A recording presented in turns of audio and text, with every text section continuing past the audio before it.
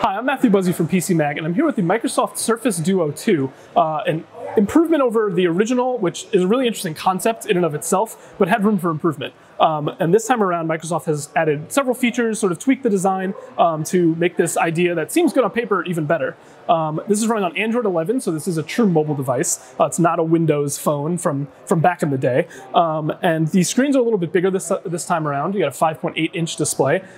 It is 5G support. It's a Qualcomm Snapdragon 888 processor with 5G, so that alone probably piqued a couple people's interest.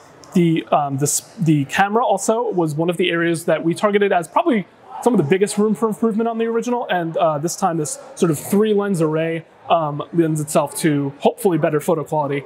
Of course, a device like this is something you really do want to live with and play with and kind of use in your everyday life before you can really make a big judgment on it. So we will, of course, spend more time with it when review units are available, and I'll give you a better verdict. But on the original first sort of impressions here, I hope it's good because it's really satisfying. It's really a cool kind of product that's thin, light, nothing quite like it. I know we've seen some of the folding displays, but this hinge is a really clever solution that doesn't require the screen itself folding, which we know led to some issues. So I really like the concept in and of itself, and we will get back to you on how good the display quality is, how good the new camera quality is, and all these features that kind of make a good phone to live with. But off the bat, I really like the look and feel of this thing, and the bigger screens, the faster performance, the 5G. This is all stuff that should hopefully make it a big hit. So this started around $1,500, definitely expensive. It is a high-end phone with obviously 2 big displays. That's inherently more expensive than you're going to see in most flagship smartphones, but